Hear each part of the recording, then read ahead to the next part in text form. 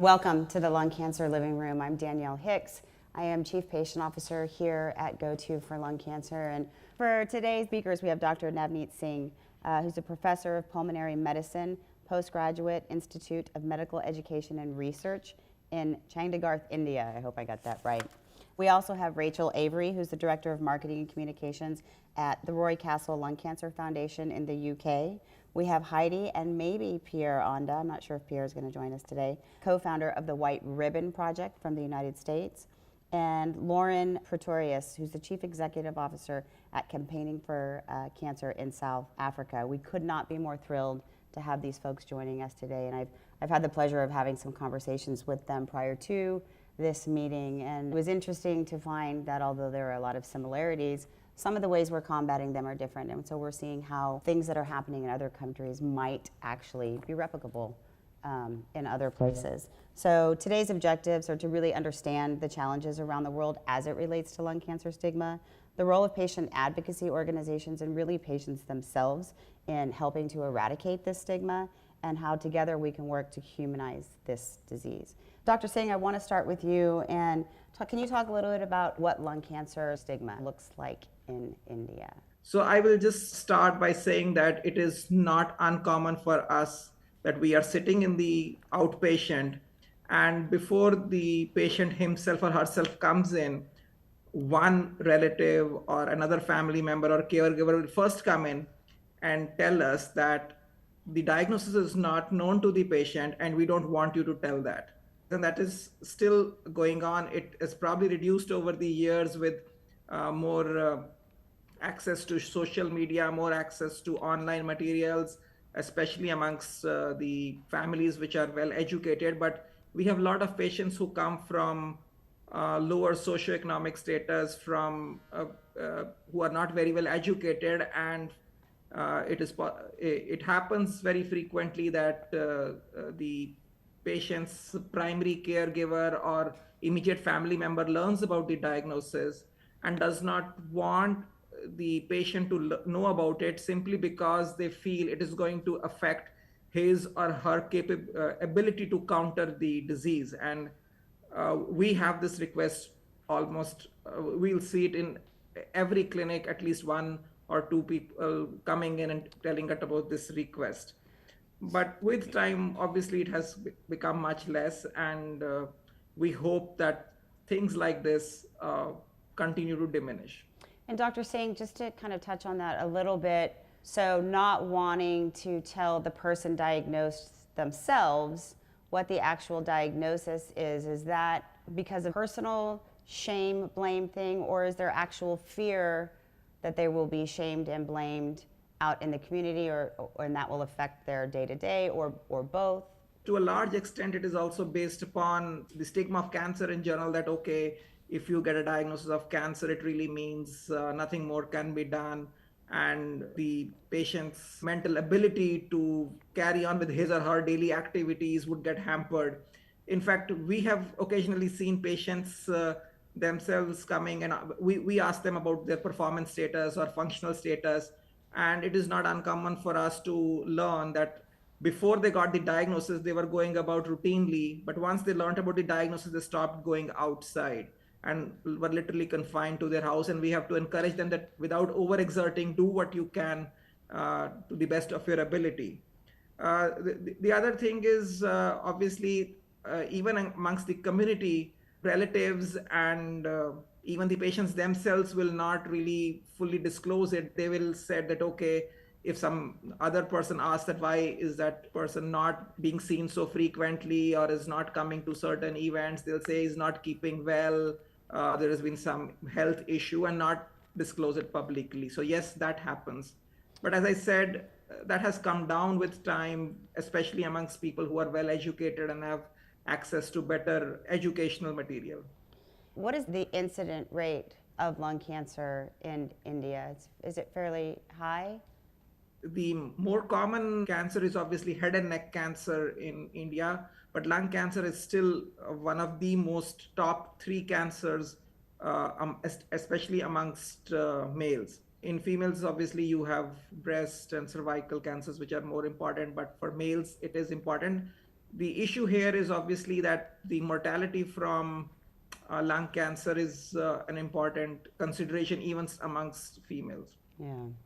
Yeah. So we're still looking at a high propensity, I guess, for lung cancer in India, thereby sort of directly relating to a high incidence of stigma, right, associated with the diagnosis. So, Dr. Singh, are there any organizations, advocacy or otherwise, in India that help support or try to help to combat the stigma associated with a lung cancer diagnosis?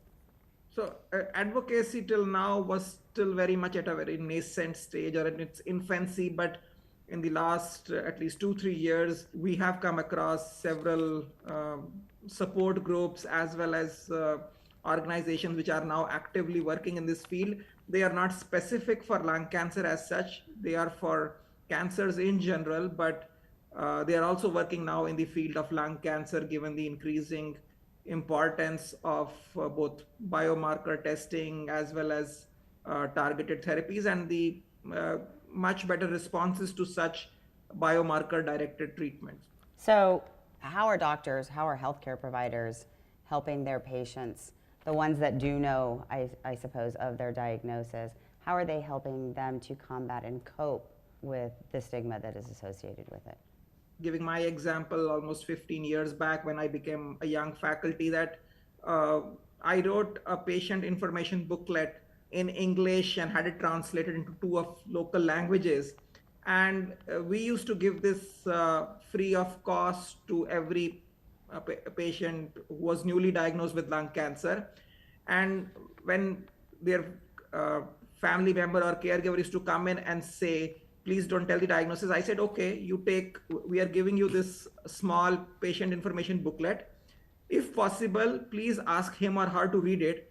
It will really help. It will answer your questions. It will answer the patient's questions and thereby help in reducing the anxiety as well as the stigma which they may be carrying. And the patient information booklet wasn't a big one. It was very brief. It was very concise, and you could easily read it in like 30 minutes or even lesser. It used to give them an overview of what is lung cancer, what are the various stages, how is it treated, and why is it important to keep hope, why is it important to have access to the most relevant treatment strategies and discuss them with the treating clinician. So by way of educating the people diagnosed, you're in a sense empowering them to become their own advocates and to sort of band together. Is there any sense of community around it, I suppose? And I say that because in the US, you know, looking at breast cancer even as an example and how women banded together and really created this community, we're seeing that here around lung cancer now because, to your very, very valid point, patients are being educated and empowered to, you know, understand their disease, to have conversations with their healthcare providers, but also outside of that clinical space, this community sort of element we've seen have a huge impact here. Is there anything similar to that in India that you know of? Well, so not really in a very structured format, but what I can tell is that the place where I work, which caters to a large patient population and for any given outpatient has a lot of people at any given point of time, and there is a long waiting period. So we know that patients and their caregivers often talk to each other and in fact learn from each other from their experiences, and it helps them. So I don't have a way to share the photographs of how crowded outpatients look like, but they have to often wait for hours before they get seen. And during that time, they talk to each other, they learn the other person's experience, learn that, okay, this patient benefited from this type of treatment, and they'll often ask that, can I have access to an oral drug, the targeted therapy, or is that relevant for me? And so in a way, that's an informal bonding which occurs. And I guess once they go back to their native areas and they learn of somebody who has the similar disease, they tend to pass on that information. So we get patients who will come and tell us that I'm coming here because one of my close friends or close relatives was treated under you and did very well, and therefore we want you to treat us the same way. So it's more or less an informal communication channel and bonding. Great. Well, you're doing a fantastic job. I know that this programming, the Living Room in particular, when we look at our metrics at the end of the year from a viewership standpoint, we have almost equal the amount of people from India clicking and watching the videos as we do from the US, which is really fascinating to us, and in part because of these conversations that you're having, encouraging them to go out and educate themselves. So thank you so much. Rachel, I want to turn to you. Can you talk a little bit briefly about Roy Castle, and then we'll jump right into what stigma looks like in the UK. Yeah, hi everyone. So Roy Castle Lung Cancer Foundation is the UK's leading lung cancer charity, and we're the only charity in the UK that is solely dedicated to supporting everyone affected by the disease, so all types of lung cancer. The charity was founded in 1990 by Professor Ray Donnelly, who at the time he was a highly recognised chest surgeon in Liverpool, and he was just growing increasingly frustrated that by the time he met patients, there was nothing he could do to help because they were coming to him too late. It was too advanced for surgery. So he wanted to do some research into early detection to try and change that. And ultimately the stigma meant that actually no one else was interested. He couldn't get it funded anywhere, so he decided to do it himself, and that's how the charity was born. It was originally known as the Lung Cancer Fund, and we later became Roy Castle Lung Cancer Foundation when a UK beloved entertainer called Roy Castle went on to develop lung cancer, and it completely shocked the nation. He was very much beloved and still is. He was a non-smoker, and his lung cancer was attributed to playing a trumpet. He was very, very talented, and one of his talents was he was a trumpet player. And he was playing in smoky jazz bars, and he was diagnosed. He went very public with his diagnosis to raise awareness and highlight the fact that anyone can get it.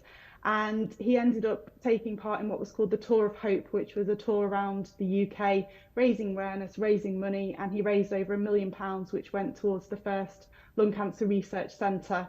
And research has remained at kind of the heart of our charity. We've funded over £30 million into early detection and patient experience. And that's actually laid the foundation for the newly implemented screening programme for lung cancer that the UK has now been got the green light for. And then the charity also offers a wide range of support services, and we do a lot of outreach work to obviously raise awareness and improve conversations, challenge stigma, challenge misconceptions. I love it. So what does lung cancer stigma look like in the UK? So I've been at the charity for over 7 years now, and I think actually stigma has changed in that time or shifted slightly. I think when I first started, stigma was having a really severe impact on people who didn't fit the profile, and we were seeing that that was severely delaying people's diagnosis. And don't get me wrong, that's still a major issue. We did a recent survey with NHS England, and 14% of people still believe that lung cancer only affects people who smoke. So there's still big mountains to climb, but I think we find ourselves in a position where we're encountering a division within the disease. In the UK, we're starting to hear this phrase, non-smoking lung cancer. It feels like there's this desire to kind of segment the disease and who it affects, and people are therefore being put into two camps. They're those who smoked and those who haven't, and it's not overtly stated, but it feels like it's insinuating that there are people who deserve it or deserve it more and people who don't. And for us as a charity, supporting everyone affected, that is not helpful, and in fact that only fuels stigma further. It feeds those feelings of guilt and shame by someone who has smoked. It potentially widens health inequalities, and it can discourage people with symptoms from seeking help, and potentially denying them a chance of an earlier diagnosis. I mean, for us, it's about balance. Absolutely, we've got to get the message out there that everyone can be affected. If you have lungs, you can get lung cancer, but we can't do it by finger pointing and pointing blame at other people.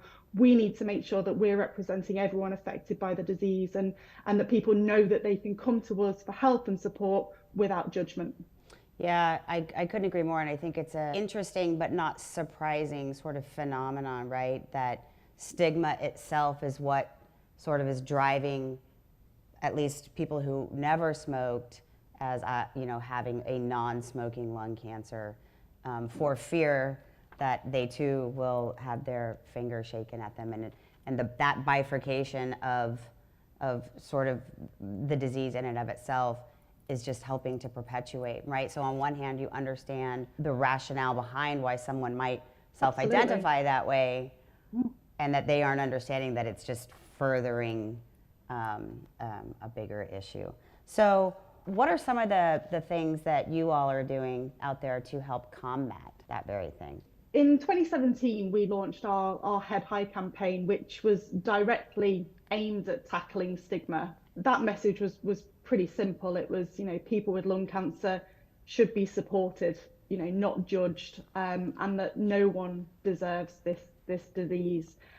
People shouldn't be made to feel ashamed, and they should hold their head high. That was the point of the campaign, and that was my first campaign at the charity, and it holds a really, really special place in my heart, and it's pretty much laid the foundation for every campaign since. And we're running our Be Unforgettable campaign this Lung Cancer Awareness Month, and that's challenging kind of three primary misconceptions: the nihilistic perceptions around the disease, so people having this very fatalistic opinion that it's lung cancer, it's the worst kind of cancer, there's nothing that can be done, so I won't even bother to get that diagnosis because you can't do anything, it's going to kill me. So that's we need to get over that barrier. We need to show people that there are so many more treatment options now.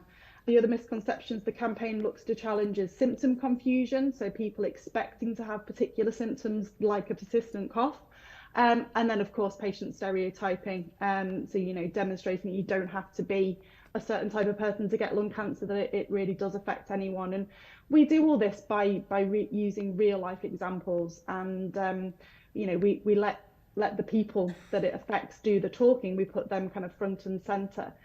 We don't actually talk about stigma directly anymore, and I know that might sound a bit strange, but the thinking behind that is the more you tell everyone there's a stigma, the more you remind everyone about the potential stigma.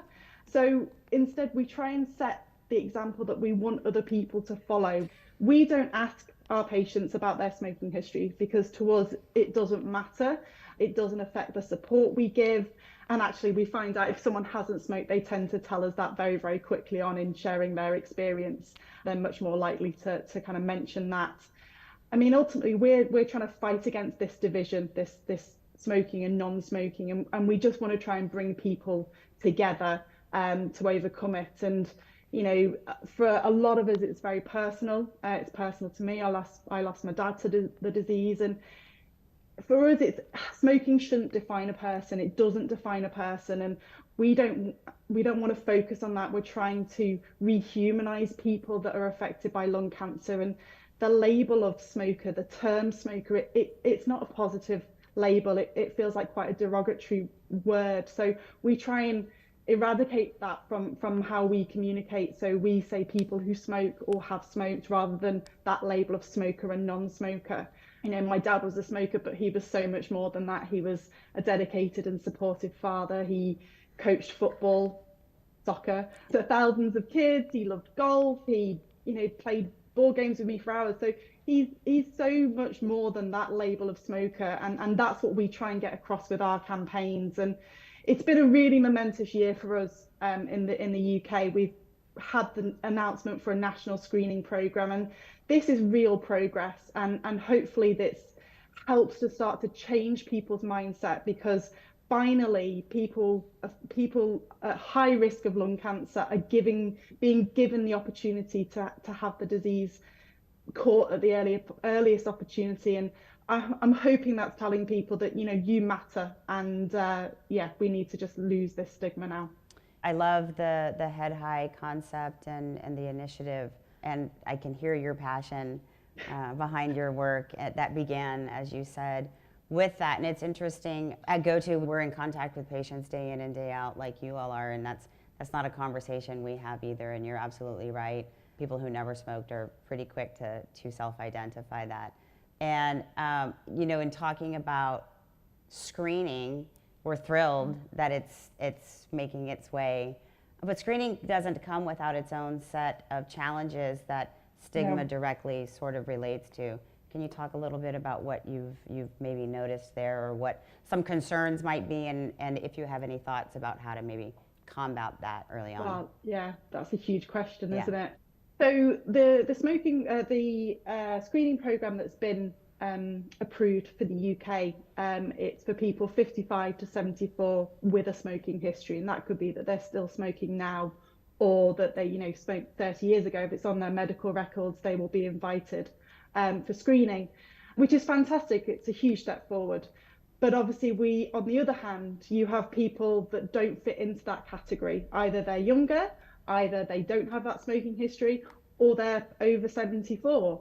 And that is in itself causing a new set of stigma, because it's, why aren't I eligible for this? Why am I not being given the chance to have my lung cancer caught early? So we are met with a lot of frustration, and I think it's completely understandable, and it's such a sensitive subject that I completely understand why people are having that sort of reaction. I think from our point of view, we see it as the first step forward, and a huge step forward, but it is the first step, and I think we're constantly going to be evolving this screening program. So we funded some research that looked at non-Hodgkin lymphoma survivors, because lung cancer is one of the biggest causes of death within that group of people. That research identified 2 people with, it was only a small project of about 100 people, but it caught 2 lung cancers. So that project is now being expanded on, and there's talk of potentially bringing that into the criteria. So I think it's constantly evolving, and we're seeing a lot of research being done around the impact of air pollution and triggering EGFR mutations.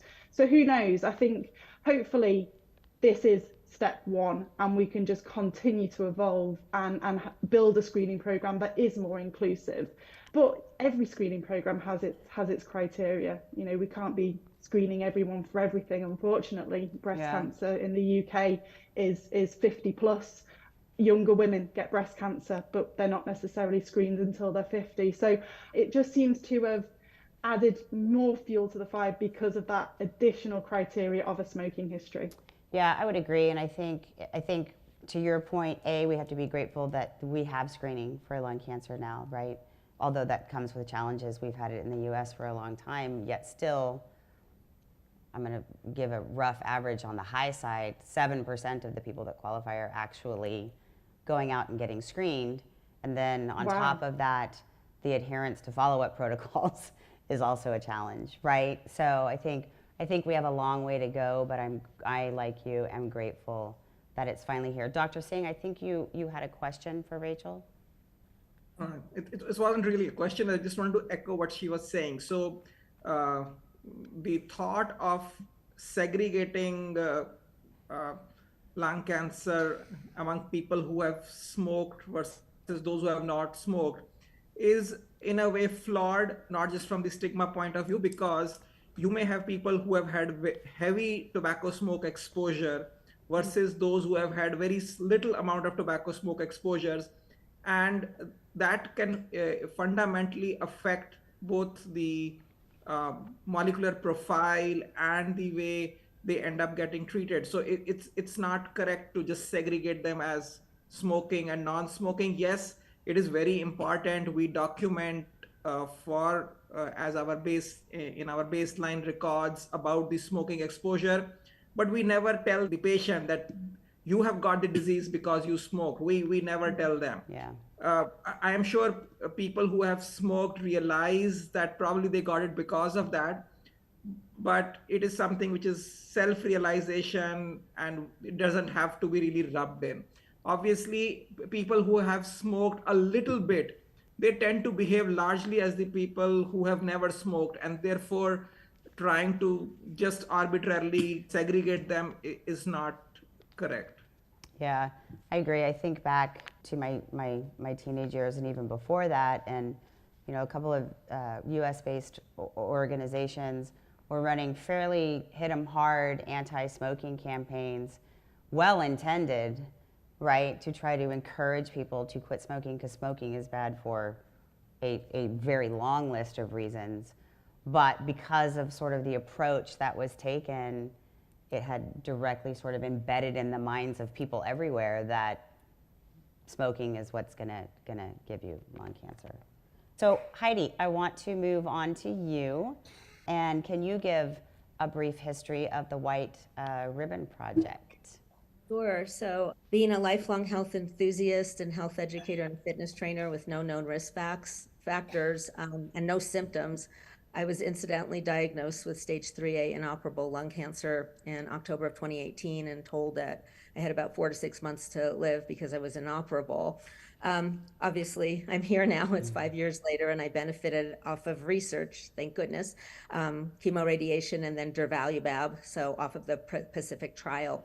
And I felt very alone initially in this diagnosis, and I didn't know how to find the community. There was no literature about advocacy organizations anywhere where I was treated in infusion lounges or radiation waiting rooms. And I started to approach the healthcare center and the big NCI Cancer Center here in Colorado. What are you going to do for Lung Cancer Awareness Month in November? And I was either getting dismissed or ignored and eventually humiliated with a response. And I thought, why is it okay to communicate or not communicate at all with me just because my cancer happened to originate in my lungs? How dare people talk to me like that? It doesn't matter if I had a smoking history or if I didn't have a smoking history. I love the points you made, Rachel, because we are in total alignment here. And I just thought, well, if I wait for institutional messaging to change or for my cancer center to decide one day they want to do something, I won't be here any longer. So who can stop me from doing something on my own property? And I asked my husband to make me this big white ribbon out of wood because I really wanted to scream to at least my community, whoever walked down my street, that I had lung cancer. Someone in this house had lung cancer. I wasn't ashamed of it, and we need to talk about it. So that sparked a grassroots movement. One picture went a long way on social media, and what I found happening was astonishing. I thought, who's going to want this? It's just me. No one's ready to speak out. But people from all over the country were asking me for ribbons, and we continued to make them. And I said to myself, we'll keep making them because if someone wants something this big, they're ready to talk about it and humanize this disease. And one of the obstacles here is, again, just what Rachel talked about. My story is really easy to tell, but we want the people who have smoking histories to be human to those who look at them. So I encourage people to tell their story. You talked about labeling languages. The IASLC put a very good language guide out. And I know it's hard initially, but we need everyone to adopt this language. I can't tell you how many people I meet who are ready to speak out, whether they're patients or caregivers or people who have lost loved ones. And they always describe themselves or their loved one that they lost as, yeah, he was a smoker. And I just said, you know what? He was never a smoker. He was a husband. He was a father. He was whatever he did for a living. And he happened to have a smoking history. That's different than just wiping away the total identity of someone by describing them this way. And here in the United States, we have these instant sort of medical release of tests and that people get before their doctors even see them. And they'll see, oh my gosh, so-and-so just had a CAT scan, they're reporting the image, and it's like, smoker. That's the first thing they see on there. And they're already feeling, the shame then from the doctor. And gosh, is it that hard to say smoking history or the patient is currently smoking? I mean, this tweak in language is very important. And I have to tell you, we encourage people when they're interviewed. I mean, this is amazing now. My husband's not on the call right now because so many things are happening now in Lung Cancer Awareness Month, and we have to divide and conquer, and we have to decide what we're going to do. And we tell people, oh my gosh, I'm seeing stories, national news stories. There were 5 in October about lung cancer. And so we encourage people, when you have an opportunity to be interviewed by the media, please share this language guard with them, because you could say something in an interview and then the anchors get it and they start labeling people again. I have told people in media when they interview me, if you don't represent me fairly and describe this, I will ask for a retraction of the story. Please. We're in a position now where they want to hear the story. So maybe we can be a little demanding on how those stories are presented. Yeah, I applaud that so much, Heidi, and particularly, I mean, from people like you, coming from someone who's been diagnosed with lung cancer, who is walking the walk, right? It's easy for me to stand up here based on conversations I've had, but it's so incredibly impactful coming from someone who's actually living with this disease. And the ISLC, and I know in the United States, and I don't know what this looks like around the globe, but in the United States, the advocacy groups in particular have taken to heart, yes, we do need to change to this person-first language. It's not, you know, a patient with lung cancer. It is a person who has been diagnosed with a disease. It is a person who has a smoking history, not a smoker. And a really thoughtful way of having these conversations to try to reverse. I mean, small increments, right? It's not happening as fast as we want it to, but the silver lining is that we do see it happen. And I am with you that it's going to take more people living with this disease standing up and talking about, I am a grandmother, I am a mother, I am a neighbor, I'm a friend, right? I'm the person who checked out your groceries at the grocery store today. I am human. So humanizing and messaging, I think, is incredibly, incredibly important.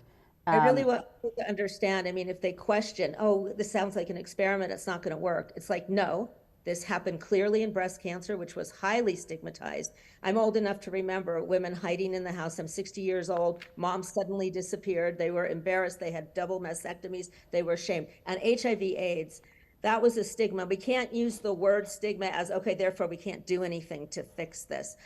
That community stood up, they made this human, and then you had people of celebrity more comfortable to come out. Originally, they were outed, and this was before HIPAA, you know, and we don't want to have to do that, but the numbers just tell us statistically there have to be famous people out there with this. It can be done. It can be done. Yeah, so I would agree. If I may interrupt. Go ahead, If Dr. I may interrupt, yeah. So I just want to re-emphasize what he told about the ISLC language, this thing. So it's not uncommon for even us to hear oncologist colleagues telling, oh, the patient failed this treatment. So we have to tell them, no, that is wrong. The patient's disease progressed on this treatment, or this treatment did not work for this patient. It is completely wrong to use this terminology. And I think the ISLC did a wonderful job of coming up with that terminology, because it gives a very wrong message. And as rightly pointed out, if it passes on to the media anchors and then further out and becomes a norm, it's not correct. So whenever I have the chance, I always tell that, okay, do not use this word patient progressed or patient failed treatment. It's not that. The treatment did not work, or the patient's disease progressed despite this treatment, and that is the correct way to use. Similarly, smoker lung cancer patient, no, it's a person who developed lung cancer and had smoking exposure or had history of smoking. That's how to go about it.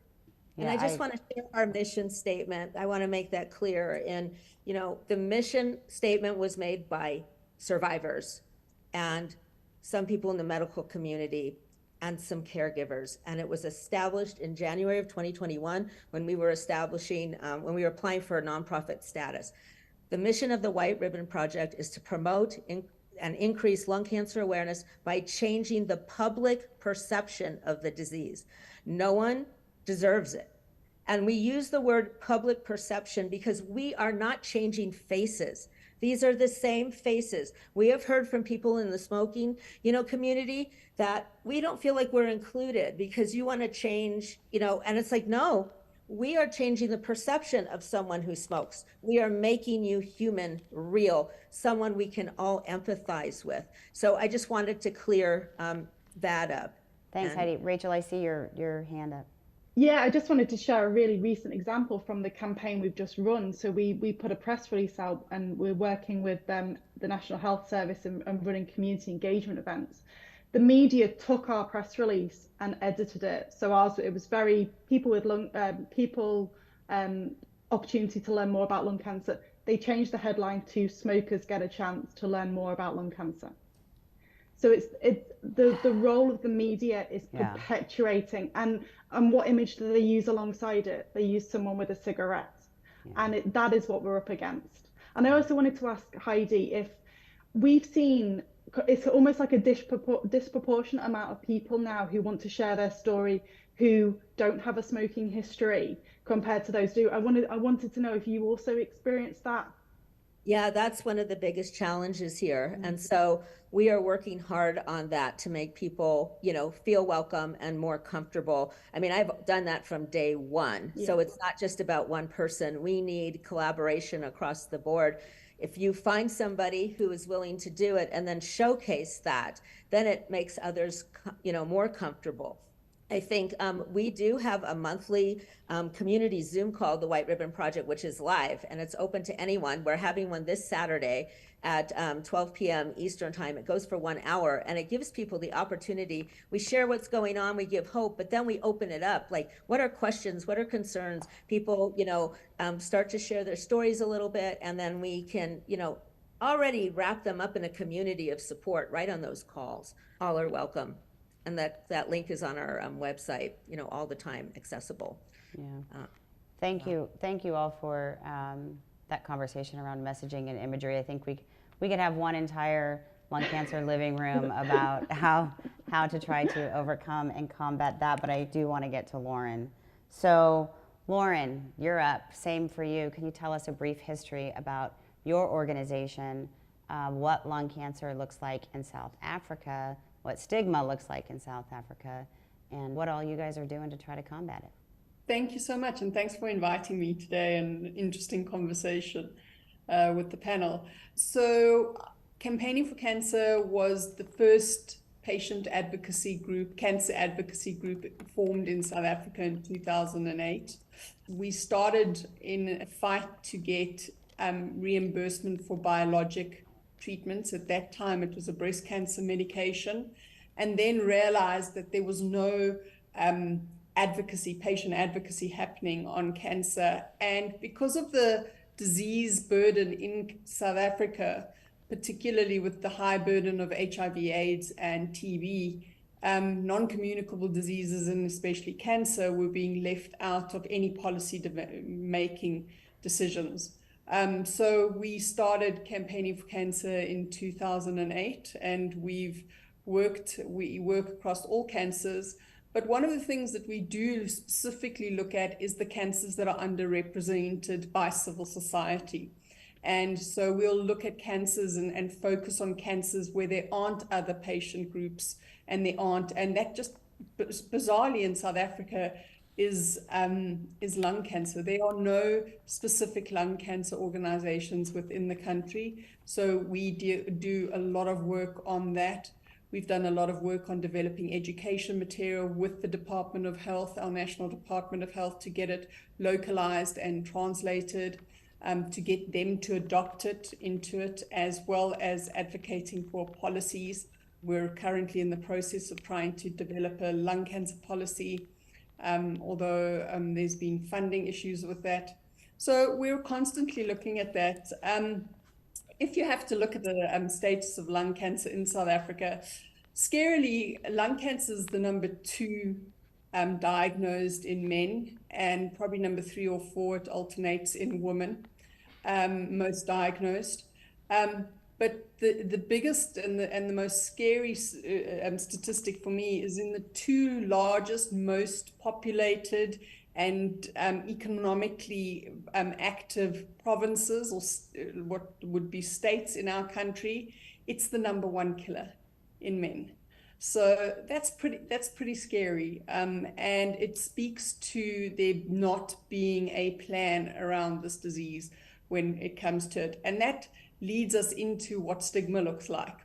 So we did some work in 2010 with Lance Armstrong Foundation at that stage on stigma, and it was just on basic cancer stigma. Because of health literacy, a lot of the time cancers are lumped together, and you'll get breast cancer and prostate cancer and cervical cancer and then every other cancer in South Africa. And because of the failures in our policy and our access, there's an absolute fear of cancer, and that cancer is a death sentence.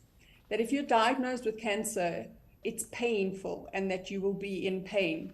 So we have that on to deal with from a stigma point of view.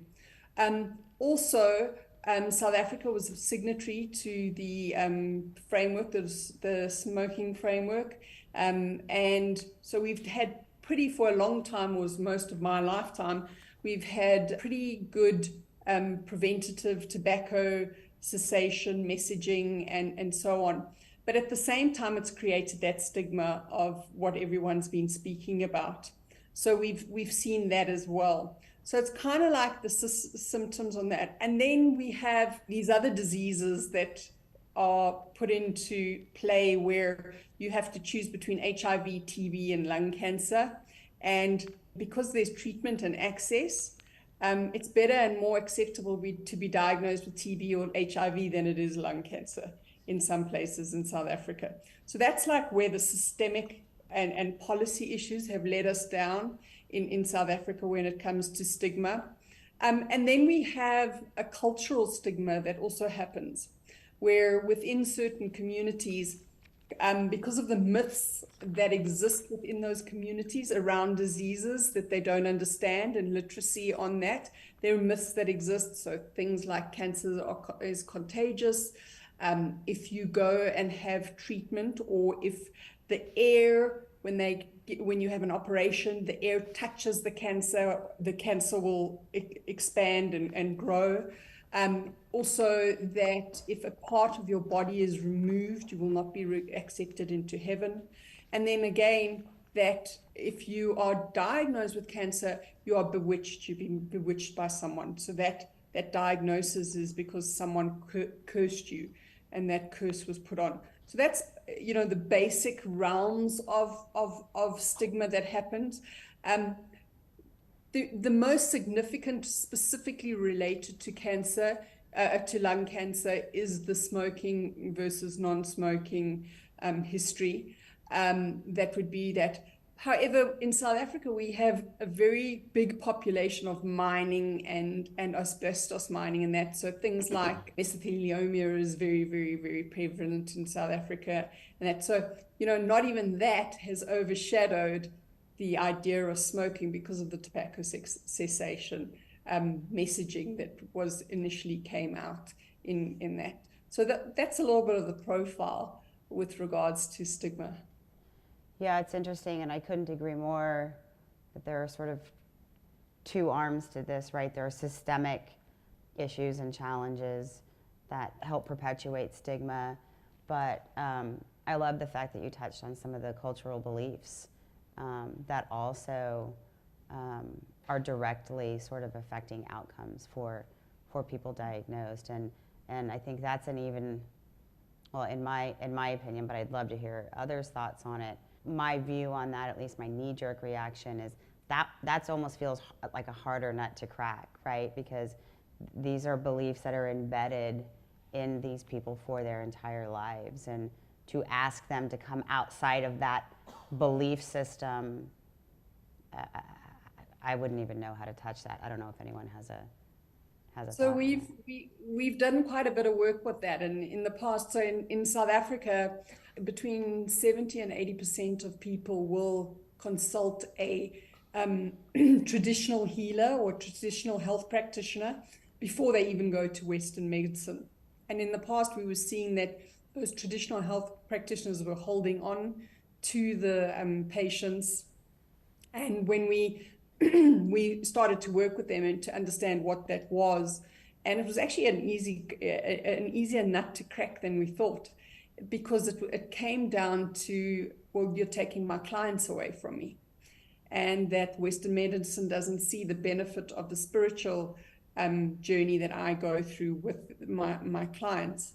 And we started to then educate the traditional health practitioners on cancer, and for them to understand and to admit that they couldn't cure cancer, and then begin to do the talking and the liaison between the Western medicine and the traditional medicine, to try and get them to understand that there's a role between both of those and that there's a common ground to be filled.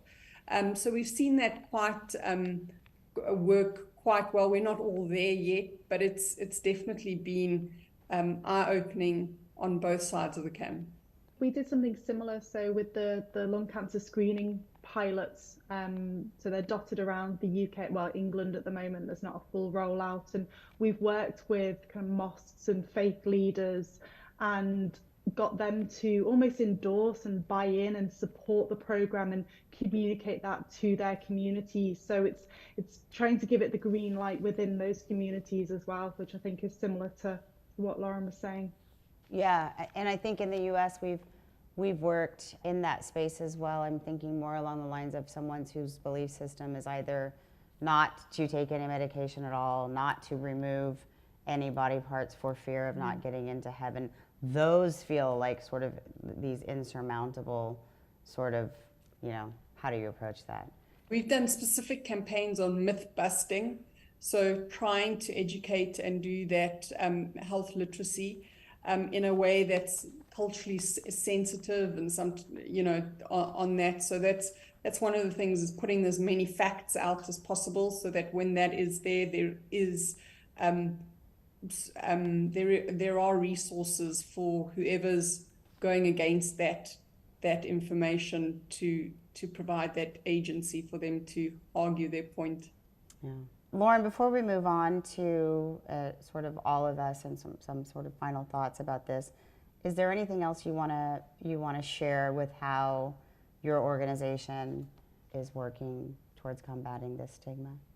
Number one is on a policy point of view, and we do this through two ways. We've created patient advisory boards and mapped out patient journeys, and then taken those patient journeys to decision makers to showcase to them where that stigma and where those problems are doing it, so to sensitize them, obviously.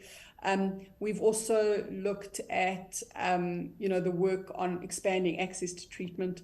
The treatment is very basic that patients receive in South Africa.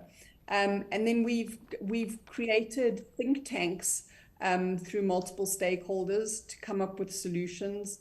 We're busy looking at creating that for next year, trying and advocate that there's integration into the TB programs that are running, that are significantly funded by PEPFAR and USAID for HIV and TB, that have actually created like siloed health systems where you can't access, where we have people being screened for TB and then picking up a lung cancer and not being able to refer the patient on. So, educating on that point of view. And then we have our patient advocate incubator, which is an online learning platform to try and provide information available to patient advocates, as I said, and educate them as much, and giving them a resource and a library where they can find credible information, as well as educate themselves and get some capacity building. Yeah, I think that's great. And I think we've had a lot of conversations, and each of you, some of the things that are sort of bubbling to the surface around solutions, and some of us are doing some of this, but things to continue to think about around educating people diagnosed, empowering them to be their own advocates, to share their stories, to be a face behind or in front, I guess, of the diagnosis, messaging, imagery, continuing to look towards solutions for systemic and cultural influences that might be attributing to the stigma, including this myth-busting thing. But I want to go around the horn one more time. There's Pierre. Before we close out, and I know this is an impossible question, but if there was one thing that you would like people watching today to take away from this conversation, what would that be? It is not necessary to have smoking exposure to get lung cancer, and basically what everybody has been saying these days, anybody with lungs can get lung cancer. And number two is with the increasing advances for both diagnostics and therapeutics, it is important to consult a treating clinician or oncologist who is well aware of what can be done in the best possible manner, including doing biomarker testing wherever feasible and offering the appropriate targeted or immunotherapy based upon those results. I think it's just about people. I think we've said this repeatedly. It's losing these labels. It's not focusing too much on smoking history, but in the same breath, not deliberately ignoring it, which I actually think we had a phase of doing. You know, we were so determined that, you know, smoking history didn't matter that we just sidestepped it. And I think that felt like we were trying to hide away from it as well. So I think, you know, if we can find people, and it is about balance, isn't it? It's about having that full representation of people who are affected, who are comfortable talking about all the different aspects. I would echo that completely, but also in a general sense. You know, we've been attacking lung cancer kind of backwards. We've been trying to grow little bits of awareness about this and that and the other, but where was the general awareness that everybody should be concerned that they could get it? And then there is hope is very important. And why is it so hard to normalize this particular cancer? Can we just look at it in very simple terms? The general public, at least in the United States, and physicians and specialists believe that any cancer can spontaneously generate from any organ, and we just don't know why. But for some reason, the lungs are the only organ in the body that could only generate a cancer if it gets a tobacco product. I mean, that's the messaging. So if anyone can get it, and we have the medical community validating that, it gets on people's radar, it becomes more normal. It's a cancer everyone wants to be screened for. With enough public demand, maybe more increased funding across the board, right? For a better detection method, research funding for better treatments, and now this whole new issue in lung cancer survivorship. So I know that's a lot, but it's important to try to talk about this cancer like it's another cancer, any other one. What I do want to say is, outside of a huge thank you to all of you for coming and having this conversation today and for being a part of the LCAM Coalition. For those of you who may not know, it's a global coalition that's been pulled together to be, show a united front around generating awareness for people diagnosed with lung cancer. A huge thank you again to our panelists, to the Global LCAM Coalition, all of you watching live or post-live, Onyx and Ash, Penn Media for coming in, Michelle Zay, who as always is over here in the corner moderating the online chat, the entire GoTo team for helping to pull this together. We would not be here without our supporters, so a huge thank you to Amgen, AstraZeneca, Bristol Myers Squibb, Daiichi Sankyo, Eisai, Foundation Medicine, Genentech, Gilead, Janssen Oncology, Merck, Mirati Therapeutics, Novacure, Novartis, Regeneron, Sanofi, and Takeda. And that's a long list, like I always say, of people who really believe in what we are doing here, what you all are doing out there, and enabling us to bring this type of information to our community. So thank you all, and we hope to see you next month.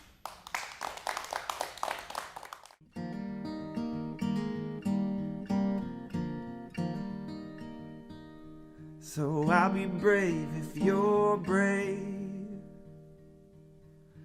I'll be brave, but only if